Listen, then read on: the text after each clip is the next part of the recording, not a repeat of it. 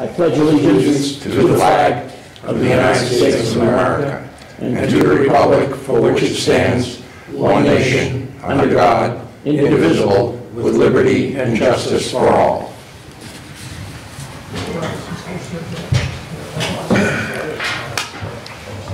Well, good evening, everyone, and welcome to Focus on Norton. Our Norton Republican Town Committee is now holding, actually this is our fifth Focus on Norton series, and we have found a lot of interest in the community. The people are watching it and always asking me when the next one is, so that's a good sign. Tonight's meeting is our fifth, as I remind you. I'm the chairperson, Paul Ruazzi, of the Republican Town Committee here in Norton, and I thank you for your attendance here. And this will be also broadcast via the Media Center on local cable television. Now, Focus of Norton is a monthly series designed to inform the people of Norton what is happening in the community by inviting those people charged with serving our community to speak and tell their story. We're honored tonight to have our Norton Police Chief, Brian Clark, with us. And without further ado, I'm going to have Chris Stryer introduce Brian. Thanks, Paul. Okay. Good evening. We're really happy and fortunate to have Chief Clark with us here tonight. He served the town of Norton for over 30 years. Last 14 years as Chief of Police. Chief Clark has held ranks of Patrol Officer, Patrol Sergeant, Detective Sergeant, and he was a Norton graduate, 1987. Chief Clark is also the chair of Southeast Regional Homeland Security Council, current president of Southeastern Massachusetts Chiefs of Police, past president of the Metropolitan Law Enforcement Council, serves as the county representative to the executive committee of the Massachusetts Chiefs of Police Association, as well as secretary to the Bristol County Police Chiefs Association. He is also the chair of the Norton Opioid Prevention and Education Collaborative. The past few years have been really difficult, I think, for law enforcement in general throughout the country. The advent of defunding the police and unfortunate policy changes throughout many communities, handcuffing our police, making their jobs much more difficult. When you look around Norton today, I don't sense that here in this community. We've gone through 2 tragic losses here within our department just recently. And the outpouring of support, especially when you're driving around at night, you see the blue lights on people's front porches. I think that speaks volumes for the type of leader that we have here as chief, the culture that he's brought to the department, and his commitment to community policing. So without further ado, I want to say thank you, Chief Clark. Thank you. Well, thank you for the invitation. It's good to get back out and re-engage with people and talk to people. It has been kind of a long 3 years. So I guess what I want to do tonight is just give like an overview of the police department, talk about policing during COVID, and a little bit about the police reform and the implementation and challenges that are happening, that continue to happen, really. I think Mr. Striner for the introduction and the kind words. It's been a few years since we were coaching basketball together. Our sons were playing, so a lot has changed, I think, in that time. We have a population of a little under 20,000 people, so we have roughly 34 full-time police officers and a couple of special police officers, and our retirees, a couple of them stay on to work details. We have in our command structure, we have a chief, a deputy chief, 2 lieutenants, 6 patrol sergeants, and some 26 patrol officers. And we're going to have our 6th female patrol officer start in December, which is really, in the last few years, we've hired 4 female full-time police officers, which really has never happened before in our lifetime here. So we also have an administrative assistant and a part-time records clerk. So I'll just, at some point in time, maybe just pass along, kind of tethered to this thing here, but I'll pass along what our organizational chart is so you get to see it. you know, I think the big thing is, I'll go over a few of these things and then do some question and answers. I think that'll be good. One thing about our department is we're an accredited police department, which means that we meet the best standards for policing in Massachusetts as designed by the Massachusetts Police Accreditation Commission. We've been accredited since 2013, and when you talk about police reform, it's something that each department is going to inevitably have to have. It's really the gold standard of policing. There's a lot of work that goes into it. We're reaccredited every couple of years. We have a reaccreditation coming up this March rather, just after the first of the year, where members of outside departments come in and evaluate our standards based on the best practices that are put through for Massachusetts. I also have this other, I wanted to pass this along. I call this NPD 3D. It's like our three main functions that we have with the police department. You know, we handle calls for service, very wide variety of calls for service. Certainly community policing and traffic safety. That's kind of the three main focal points of our department. You know, I've given a lot of thought to it, and I really don't see anything else really fitting under there. I think that's truly what we do and what it's all about.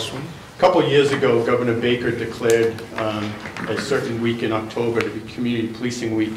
And I put a notice out there on Facebook, you know, where would you like to see us? Meaning kind of like a forum like this, have them come in and talk to people. But it was overwhelming, the amount of people that want to see us do traffic safety and traffic enforcement in and around all sorts of areas of town. I was really taken back by that. You know, to be honest with you, the police don't always like to stop cars. It's not one of the best things that they like to do. Nobody wants to stop somebody and then give them a ticket. But, you know, I think traffic safety is very important, and it's just one of the three components. I mentioned that our calls for service, we have about over 14,000 calls for service a year. You know, they're a wide variety, from anything from suspicious activity, abandoned 911 calls, motor vehicle crashes, sudden deaths, mental health. I'll get back on mental health a little bit. Assaults, larcenies, you know, a whole gamut of different calls for service that we get. Traffic stops, we do issue about 360 or so last year citations. We stopped over 1,300 cars, and we're just kind of getting out of COVID. You know, I think if you asked us a couple of years ago, which I don't have the numbers for, it would have been a little higher, but, you know, coming out of COVID, those are kind of our numbers. Handled about 90 arrests for different things. So we have a new portable radar unit that we've put out there that we got through a traffic safety grant. So the other thing I mentioned is community policing. So we do a wide variety of different functions for community policing. We most recently had a food drive in town that was sponsored by the community, the C2 Foundation, the police department, Roger Masson. And to see the shelves of the food pantry when we get there that are almost empty, and when we leave that they're stocked full, I think it means a lot to the community. We have an upcoming toy drive that's going to happen in 2 weekends that we've been doing for 3 years. We handle the ice cream in the park. That's kind of a new function over the last couple of years. We get kids out to the Parker Rec and play kickball with them, and we have a partnership with New England Ice Cream to come down and bring down ice cream. You know, we do senior elder abuse type of presentations. We also play in the Kathy Bailey basketball game that comes up in March, which is a fundraiser for the community. And I'll tell you one other thing that you might not think is community policing, but firearms licensing. Firearms licensing is a big deal. And we see increases in firearms licensing every time a mass shooting incident happens. It's really unfortunate. We saw it with like Sandy Hook, how after Sandy Hook there was talk about firearms licensing, and it skyrocketed the number of licenses that come in. But actually, the reason I say it's community policing is because people come to our station, they talk to us on a regular basis, and we fingerprint them. We have discussions, and it's definitely, you know, something that that I would say is a community policing tool. So. In December of 2020, we made a huge shift in our communications that we have. We moved to High Rock in Foxborough with a partnership with Mansfield, Easton, and Foxborough, that SEMREC, the Southeastern Massachusetts Regional Communications Center, now handles our dispatching.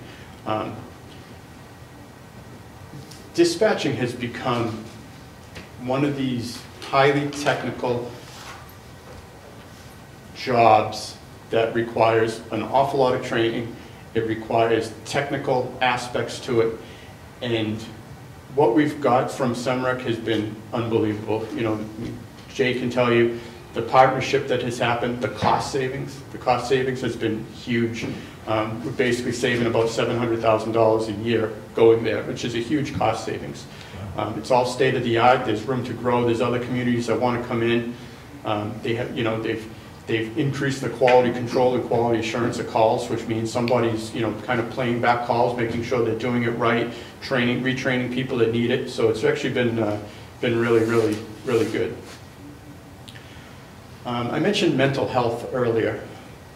I can't tell you how many times a week we go on mental health related calls. I've never seen it before. If you asked me 10 years ago if that would have been our biggest issue, I probably would have said no. But it's really a major function of what we do. We have moved into having a clinician, mental health clinician working with us, riding along with us, doing follow-up calls. We kind of saw this start to happen in 2015 when we became the 26th, I guess you could call it, worst communities per capita for opioid addiction. That was something that, you know, we were never proud of. We didn't really know it was going to happen. It was just the Department of Public Health put it out, and we saw it, and we started to say, well, we can't just arrest our way out of this problem. So we started to do follow-ups for people who are starting to have overdoses. It still happens today. We started a Norton Opioid Prevention Education Collaborative, getting community leaders together to discuss what's going on, come up with prevention and planning programs. And, you know, then COVID hit, right? Then COVID hit. COVID definitely changed the world. So some of our prevention programs had stopped. The overdoses did not. There's different changing aspects to overdoses now, where, you know, initially it was the person that went in for, say, a broken arm, got hooked on pills. You know, we were able to do things to kind of, there's a lot of changes to get them to change the way the manufacturers deal with the prescription pills. But then fentanyl comes in, and then people are getting addicted to fentanyl, which is a highly addictive, highly potent drug that people are dying from. Now it's getting cut in marijuana, laced with marijuana, cocaine, and it's really kind of a battle that we continue to have. Over the last year or so, our overdoses have kind of remained the same, so they're not going up, they're not going down. But we never saw this before. You know, over 10 years ago, it was never really an issue. So all our officers carry Narcan now, which is an opioid reversal drug. They're all trained in it. Our mental health clinician we have now through a grant with a partnership with Rainham. So it's paid for using that grant that we have a collaboration with CCBC, Community Counseling of Bristol County, which is actually just down the road here across from the old Dunkin' Donuts on West Main Street, the new Tasties Bagels. So that seems to be working out very well. You know, kind of at the same time, shortly after the 2015, we started what's called a problem-oriented policing team. And they were kind of tasked with doing the follow-ups. I called them initially, the faces have changed a little bit, but the first group of Jesse Winters and Nick Precoat, I called Starsky and Hutch. But they had no idea who Starsky and Hutch were. They had no idea. But the work that they did, and I can tell you that they were credited with saving people's lives through the follow-up and getting people into giving them resources, driving them to, you know, as far away as Chelmsford to a rehab. It really saved a lot of lives. So, you know, I think that's something even after today. There was another school shooting down in Virginia. I think school safety is something that's always been on people's minds. Certainly, you know, well, dating back at least to Columbine, which was in 1998. We have 2 full-time school resource officers in town. another community policing aspect. But their job is really reviewing safety plans, working with the staff and faculty and students, conducting threat assessments to make sure that something doesn't happen in our town. You know, nothing's foolproof, but the job that those two do is really, really incredible. It's something that the town can be certainly proud of. Mark Robichaud in particular has received an award last spring from the Massachusetts Juvenile Offices, and he's been nominated for another one through the Norton Schools this year. So you might hear the term ALICE, you know, alert, lockdown, isolate, counter, and escape. That's what's trained with the students and staff, and it's something that we do every year. We're making sure that the school's secure, the cameras are accessible and working, and I think they do a really phenomenal job. So, one other thing, you know, on a community policing aspect too is social media, right? So social media is one of these necessary evils I see. You know, you get on there and you see some of the stuff, but for us, putting out factual information to the public has been really, really positive. It's our unedited version to get information out to the public and to tell the public what we're doing, give them, you know, advisories, and we've been doing this since about 2012. I remember around the storms of Hurricane Sandy. That was like the only communication available out there, because we had no electricity in town, and people really liked hearing from us. You know, what roads are closed, where they can go, and we were one of the first departments in the area to have it. You know, have a Facebook page. We went over to Twitter a few years ago. We haven't really taken off too much with the Instagram, but I think, you know, there's still a lot of followers on Facebook. There's a lot of good feedback going back and forth.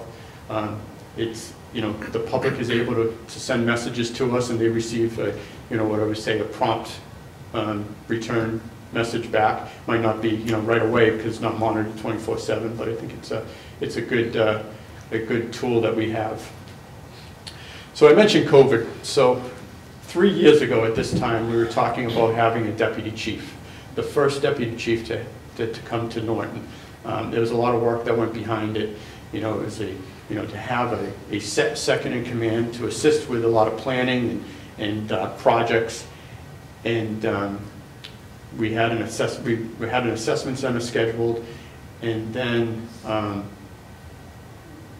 we gave that assessment center in just after the first of the year, and then what happened? COVID hit in March, and kind of the world slowed down. So we made a lot of changes. It was going to be the biggest change to the police department that we've had in a number of years, and Tommy Peterson became the deputy chief, and Stephen DeFossis went into detectives and became a detective sergeant. So that was in May of 2020, and we're working through COVID. We're all coming to work every day. We're making sure we have enough PPE, we have enough masks, we have enough hand sanitizer. We're buying special I call them guns that we can sanitize the station with. We're all doing everything right. We actually stopped having roll calls because our roll call room at the time was very small. We stopped having roll calls. Basically, people would come in, the sergeant or lieutenant would tell people, you know, what their assignment was. They'll go out on the road and they'll kind of communicate through phones and text and radio communication.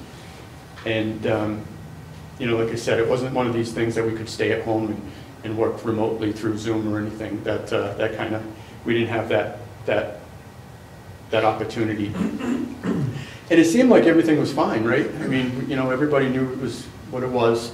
There was a lot of fear about it, but we made it through the summer, and everybody was like, "Oh, this is just going to pass." This is just my terminology. And then in December of 2020, it really hit our police department. We had about 10 officers that came down with it, all at sporadic times, including Steve DeFossis, a very well known, very well liked officer, somebody I went to the academy with. And then, you know, after a couple weeks of battling, he had to go to the hospital, and he was transferred to Boston, where he later died January 13th. You know, we were able to track, they did a lot of, you know, back then, they don't do it now as much. We were able to kind of track where he got it from, and we found out that it was kind of from a call, came internally, he got it on the job, and he became the first Norton police officer to have that was a line of duty death, where his name is now down in Washington, D.C. It was placed there last May. So certainly hit us hard. And, you know, kind of at the same time of all this, we're starting to see George Floyd, right? We're starting to see the aspects of George Floyd, which happened in May. And they say all politics is local. That hit right home here too. I was president of Metrolec at the time, where we were getting called almost every day to go to a different city or town. For those that don't know, Metrolec is a regional consortium made up of, say, a SWAT team, a regional response motor unit, bicycle unit, and computer crimes unit investigators. And we were getting called to go to a community every day for a protest. It was every day for about 2 or 3 weeks. We had our own protests here in town, right? We had one on the Common, which was more of a candlelight vigil rally in May, June after George Floyd.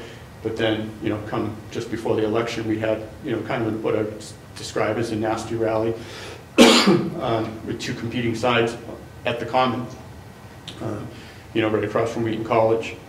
So, you know, if there was any year, you know, my mother passed away from COVID as well, and I said at her funeral, I said, you know, at one point in time, my mother wanted me to be an accountant, and I said, I think she might have been right, you know. So it wasn't a good year, and it continued not to be a good year. So, you know, almost 6 months to the day after Steve DeFossis passed, Tommy Peterson passed away from a medical emergency that he had, the first deputy chief. So you know, you kind of say to yourself, well, what's going on here? Like, what did I do? You know, what did our department do? But it was certainly probably the worst year that our department, probably a lot of police departments, but certainly, you know, our department had. So, you know, where are we now? I think as Chris said, we have a lot of town support here. We always have. I think that people like the job we do. I think we try to do a good job.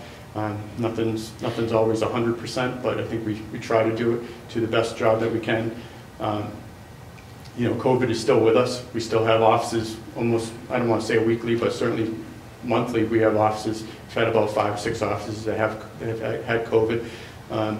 You know, a lot of them are vaccinated. Not everybody's vaccinated, but a lot of them are vaccinated. You know, it's changed where when we got it first time, you're out for 10 days automatically. You're out for 10 days. And that's a lot on, you know, when you're talking budget issues, it's a lot to be out. Now it's kind of a 5-day thing, right? And I'm sure that not everybody's testing either, because it's just the way things are. People have kind of learned to live with it. You know, back then there was a lot of issues trying to, you know, they didn't want the hospitals overrun, so.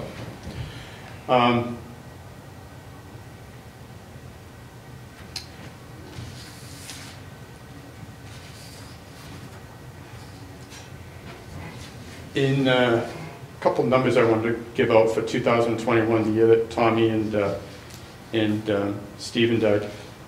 COVID-19 in 2021, there was a total of 649 line of duty deaths. 467 of them was from COVID, from police officers, 62 from gunfire. So that was quite a lot. It kind of brings me to police reform, I guess, probably one of the last things I'll talk about before I shut up and answer your questions. Police reform didn't just start with George Floyd. I think police reform has been around for a while. I kind of look at it as, you know, maybe even was as far back as Rodney King in '92. Certainly, you know, if you remember the beer summit with Crowley and Gates that happened with President Obama. There was DJ Henry that was an Easton kid.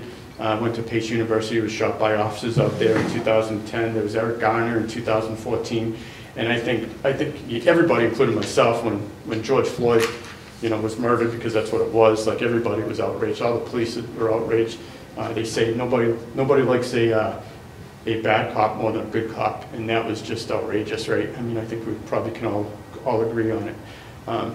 But it brought a lot of outrage, it brought the protests, and it brought, you know, what transparency and, you know, accountability. That's what they want. So it's kind of interesting because after the Ferguson issue of when Michael Brown was killed, President Obama put together a task force and came up with the 6 pillars of 21st century policing. And when you review the 6 pillars of building trust and legitimacy, policy and oversight, technology and social media, community policing and crime reduction, training and education, and wellness and safety, like we meet or exceed every single one of those, and we have for a while. That was kind of my issue with the legislature, the way they put together the bill. I think it was kind of haphazard. I think it was almost punishment as well to us, but you know, in the end, we still don't know really what's going to come from Post. They put a commission together, the Peace Officers Standards and Training Commission. You know, we had to send all our disciplinary records to Post, and we really don't know what's going to come of it. They meet regularly, but nothing has really. They've put together some policies per se, but nothing has really come up on what they're really going to do as far as, you know, discipline or anything like that. There's a cost to Post. I will tell you that. We are starting to see that now, in particular with training, with public records requests that we're getting. You know, I mentioned that we have 2 school resource officers. They've been through, you know, a 5-day training, plus they go to a conference every year. But now there's excuse me, now there's another week of training basically that they have to go to because of it. You know, and it's not funded, right? It's coming out of our budget. I mentioned that we had a couple of special police officers. Way back when I started, I became a special police officer. I started, and I was a special for over 4 years. And that was like the Pawtucket Red Sox of policing, right?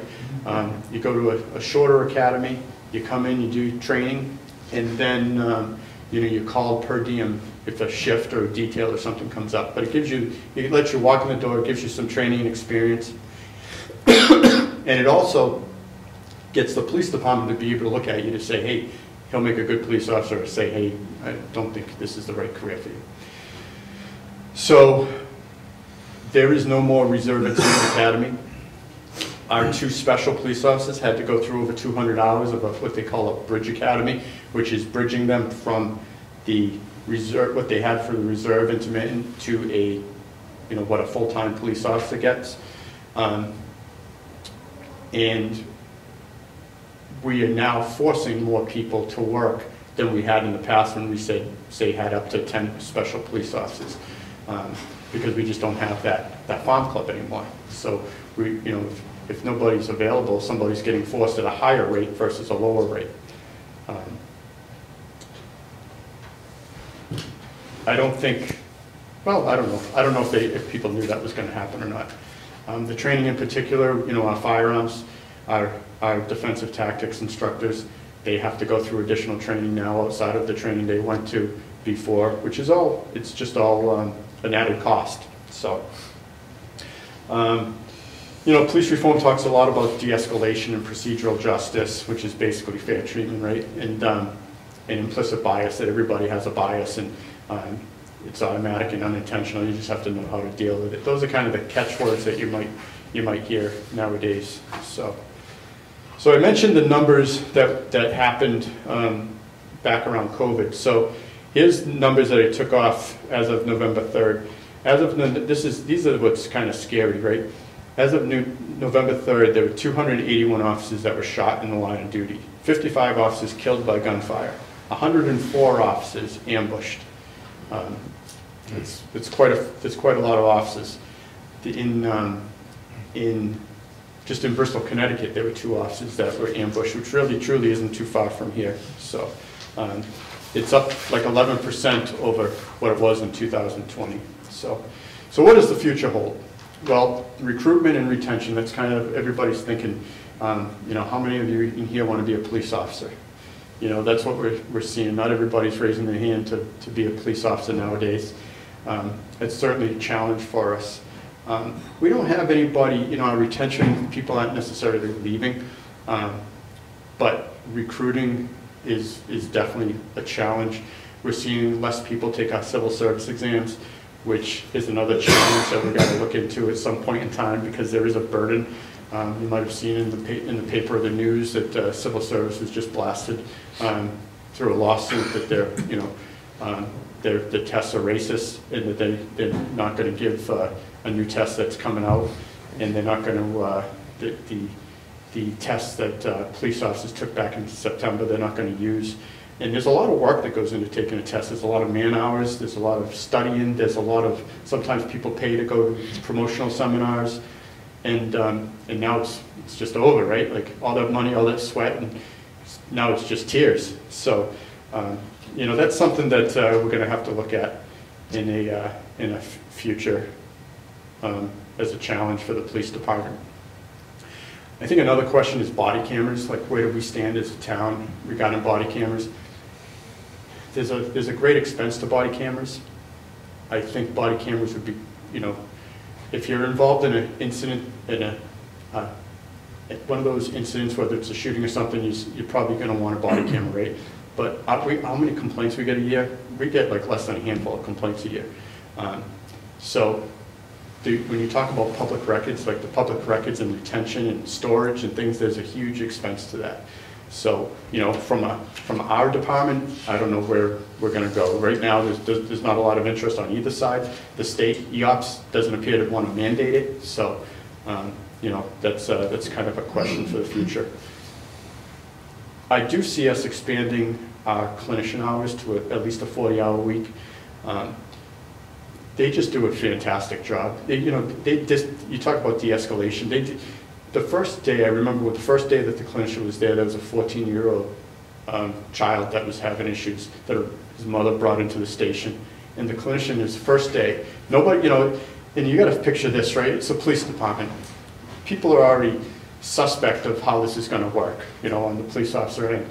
And she quickly went out to the lobby and addressed the child and gave resources that we might have sectioned him to the hospital, you know, unnecessarily because of things that the mother said. But she's a trained clinician that was able to say, no, he doesn't need to go to the hospital, but this is what you should do, and never came back. You know, it was addressed and never happened again. So I see us expanding that.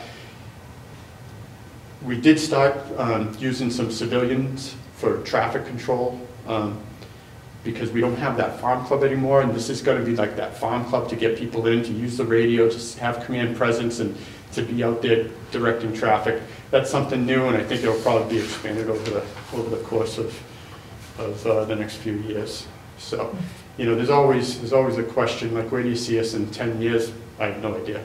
I wouldn't have thought, if you asked me where we'd be 10 years ago, from now, I would have never said that we would have dealt with COVID, that police reform was going to happen, and that we'd have civilian flaggers. Like I would have never saw that. So, but that's kind of the overview I wanted to give, and certainly have, if there's any questions I can answer. Sure. Very good, complete. Guys? Yeah. What was the rationale with getting rid of the reserve intermittent program, having been reserve intermittent twice? Yeah, so they wanted the police officers to all have the same training. You know, no matter where you were in your career, say, they wanted you to have the same training as a full-time academy-trained police officer. So the hours were about what? Well, it changed. I think I went through it was like 21 hours, and then it went up to 100 hours, and then it's like 350 hours. But the full-time academy is about 800 hours total. So they wanted to make a bridge to get you to that, so they could say everybody. And I'll be honest with you, it wasn't a big deal for us as much, but out west, out in the western part of the state, it was a big deal. Like they have police officers who are not full-time. They depend on those special police officers to work shifts on a daily basis. So, but I think that was their rationale. Cape Cod over the summer? Yeah. Yeah, so Cape Cod's kind of doing the same thing. They're using civilians. You know, I know in particular Falmouth. Falmouth hired about 8 civilian, I forget what they call them, they're not traffic, they're They're not cadets, but they're basically they look like they'd be wearing a traffic shirt, and they write parking tickets, and basically if they see something, they call over the radio to, deal with it, but there's no more police officers really, no more summer police officers as they were. So. Chief, you might want to mention, just with the influx of people that we have at Xfinity and at the TBC, we have the golf, and we needed you guys for security and all of that, and it was a big response with the part-time reservists. It caused a real problem at Gillette Stadium because people come from all over to work. Right. So it's fun. It's interesting you mentioned Xfinity. I'll mention one point about Xfinity. So, you talk about technology, right? And you talk about navigation apps. That became an issue for us about 3 years ago when everybody going to the concert started to use Waze or Google Maps to get to the concert. And it would take you right down North Washington Street to left onto Cobb Street to try to get you through. And, we didn't know at the time, but it really caused a public safety emergency on Ravenport Street when it was gridlocked and with people getting out of their cars urinating and couldn't get, ambulances or cruisers down there. So we worked with Xfinity and we set up basically, for lack of a better word, roadblocks on 3 different areas around that area. We didn't really get many complaints about Xfinity last year with the exception of one show, the Kid Rock show, which was really a nightmare. I think the gates opened late. It was a perfect storm. It was a Wednesday afternoon, rush hour traffic, and instead of the cars going right down North Washington Street, they were taking a left down South Washington to Plain to try to get around because Waze was pushing them that way because we had roadblocks set up, virtual roadblocks through Waze. We were able to do that through a computer, so they were sending them that way. It was the worst traffic, I think, in the history of the Xfinity Center. So yeah. Okay. Chief, bail reform in the courts. How are we in the atmosphere of Bristol County? It seemed like we got this push to get them out in the street because the jails are crowded and all, but some of these stories you hear about bail are pretty nasty, Yeah. That definitely happens. I don't want to say it happens a lot necessarily in our community. Right. We work pretty closely with Attleboro District Court, but it does definitely happen. When I think there's been a push for a few years to decriminalize a lot of things and to get people out of the jail system. Mm-hmm. And I'm not necessarily for putting somebody in jail just because they did something, but I think we have to have a system. We don't want dangerous people out on the streets. I will tell you the murder that we had down in Norton Glen, and it was really the jury that did it. Guy stabs his wife 50 times, takes off, goes on 495, crosses the median, hits an oncoming car, sends that person in the hospital, and the jury just committed him of manslaughter, rather than first or second degree murder. The judge really did a great job, though. Usually when the jury gives its verdict, the judge releases the jury. That's always happens. The judge did not release the jury. He made them sit through all the victim witness statements and gave him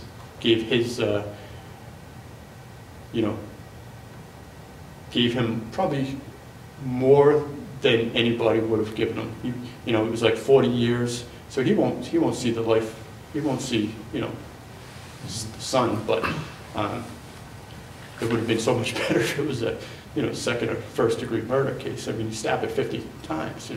So that was definitely disheartening, that case there.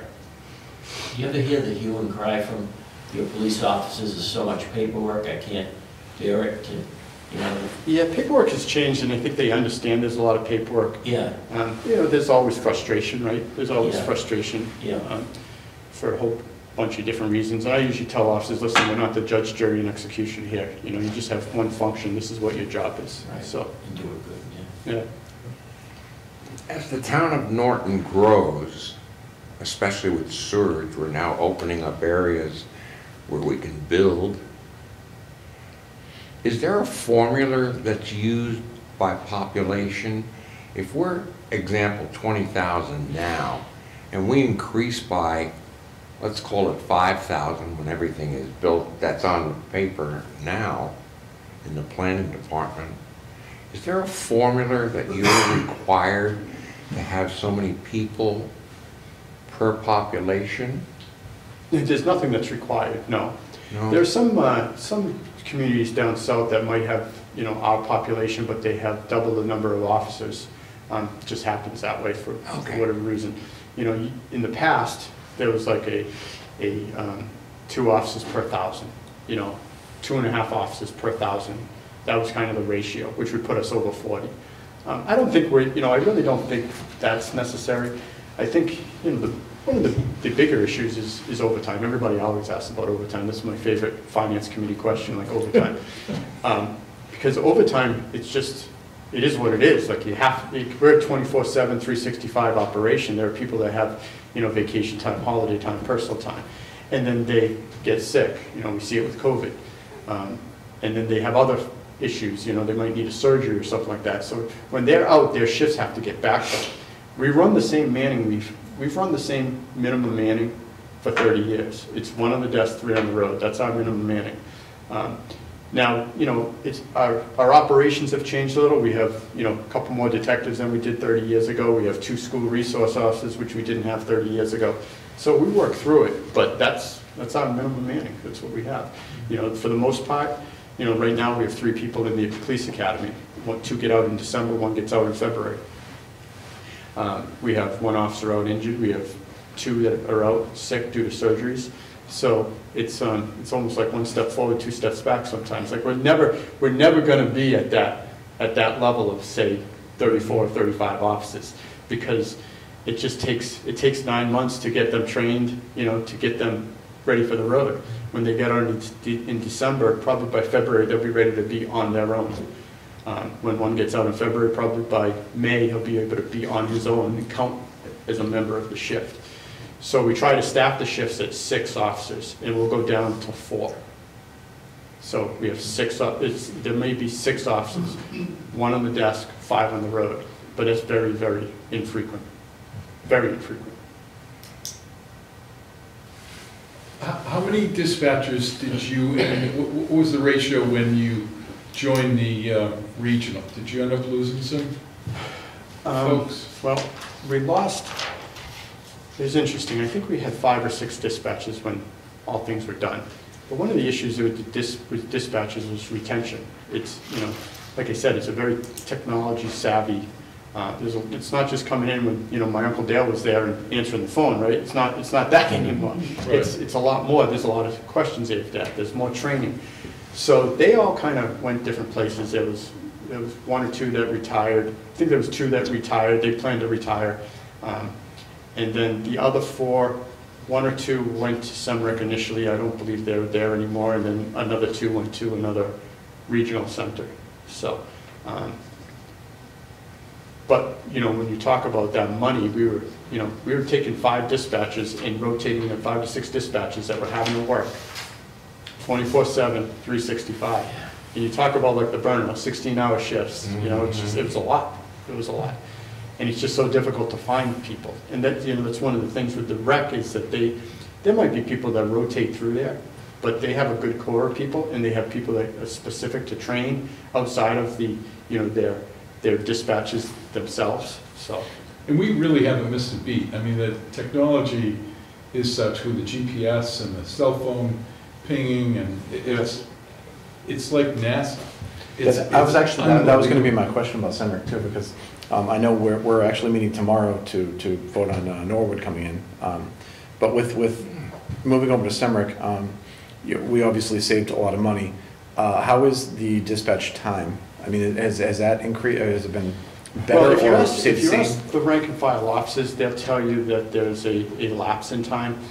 But I have never, since December of 2020, knock on wood, I have not received 1 complaint. And, you know, one of the issues that did come out of it that I wish we could fix, but it doesn't seem to be able to fix, is we used to do simultaneous dispatch where we could do police and fire both at the same time. We can't do that now because they have what's called a call taker, then they give it to a dispatcher. If we could do that, we'd be in a good spot. We are looking to get a new computer-aided dispatch next year when Norwood comes in. We need it for when Norwood comes in.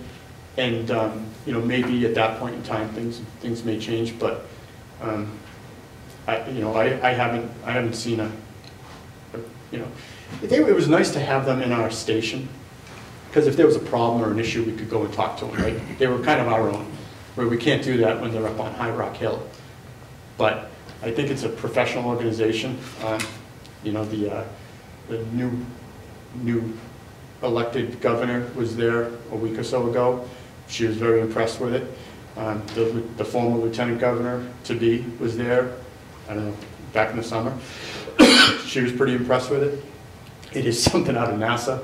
We could never do, you know, I have an app on my phone that tells me, you know, all the calls that are going on that I can look at. It's a Bricks app, and it tells me, you know, it's like a log. It's like a running log, which we never had before. The, you know, one thing we get now more calls for is abandoned 911 calls, which are people pocket dialing. They're out on the golf course. That's kind of a pain, but you never know if somebody's in trouble either. So. Yeah. The whole. I was there a few months ago, and it looks like you're at Houston and NASA with all the screens and everybody. There's like 15 screens for each call taker, and I know they can pinpoint, like you said with the pocket dials, they can pinpoint within 6 feet or something where somebody's making the call from. Have you had any instances where that's helped? Oh, absolutely. Yeah. Okay. Yeah. And we also have to thank the state of Massachusetts for all the funding, because we got a ton of it, which was fantastic. Because the prior administration really saw this as an opportunity to once and for all regionalize. California, I think, has 3 or 4 dispatch centers for the whole state, and we had 321. Yeah. I forget what they said they bought that building for, but it was $1. $1. Yeah. The building is fantastic. It used to be JFK's bunker or something. Yeah, it's an old AT&T site. The, you know, we hope going forward that there'll be a capital. We can purchase some capital equipment from the state grant for new radio infrastructure going forward. I think that'll happen. We have a really good system here now. We've had it for a few years, but you know, going forward, new radios, you know, when they become obsolete, we hope that that'll do it. The CAD system, that's a multi-million-dollar project. Right. Like we could, when you talk about that we're saving $700,000, well, that's not including capital. Right. Do you reach out to FEMA and Homeland Security for some of that equipment?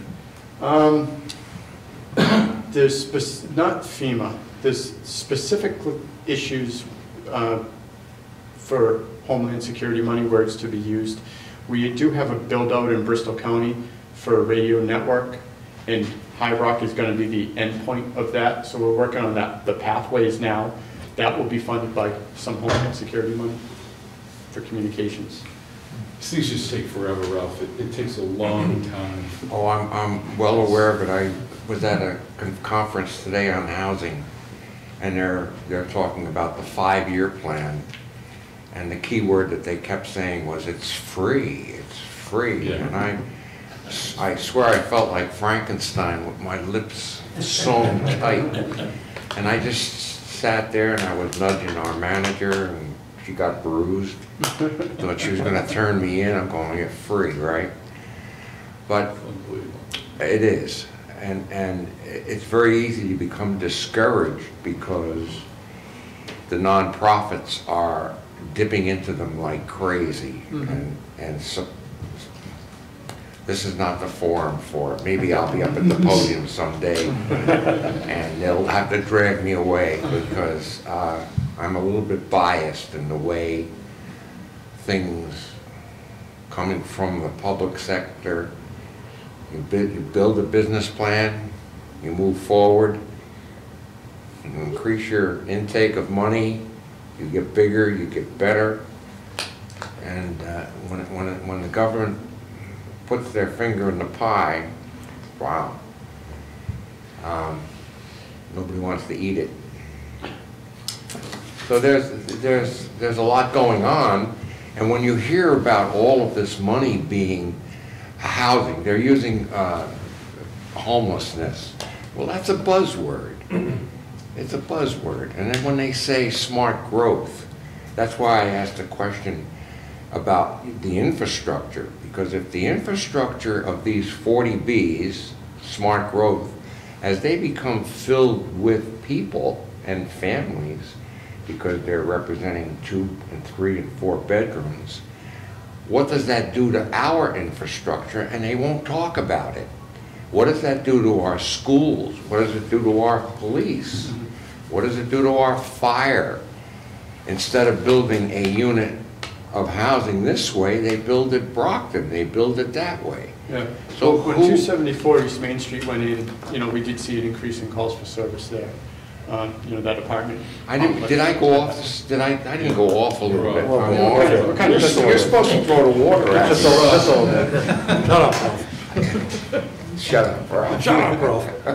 The other, I'm sorry. Well, I was gonna say, you mentioned opioids and fentanyl, and unless you're a police officer or a user, you can get pretty naive. So in my neighborhood, just taking a walk, I've seen needles.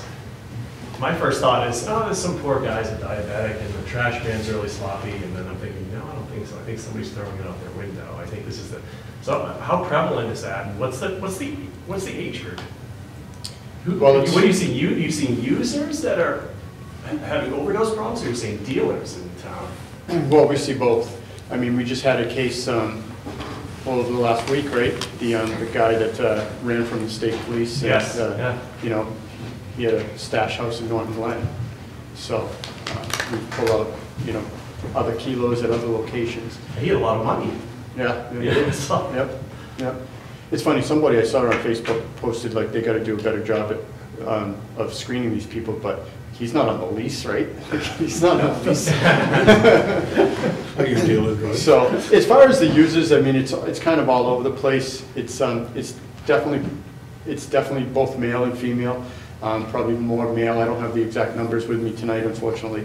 It's late 20s, all the way to 50 years old.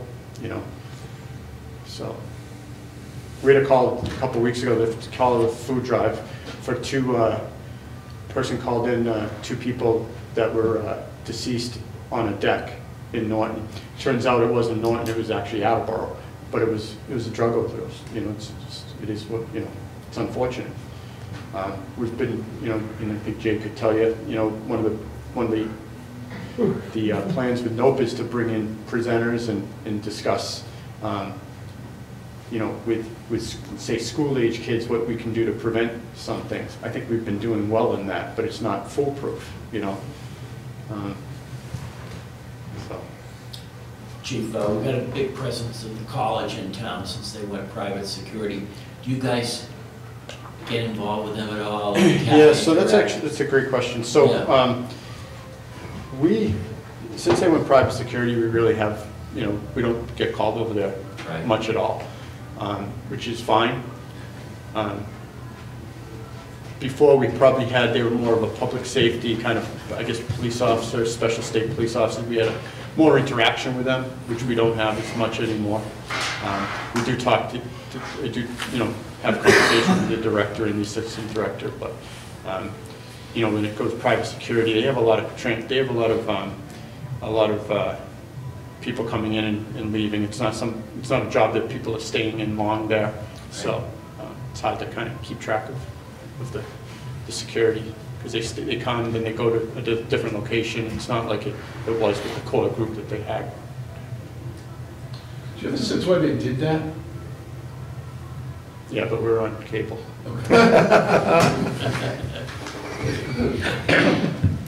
We can blank. I don't know, honestly. They all happen around the police reform time. So. Right. Thank you very much. I think you should take some kudos, because I know Norton has been named a number of times one of the safest communities in Massachusetts.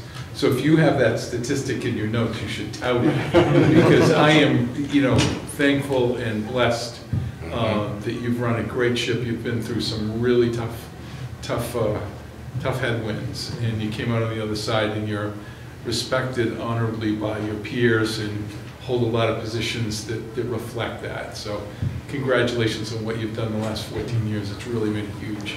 huge difference. Thank you. It's definitely a team aspect. Thank you.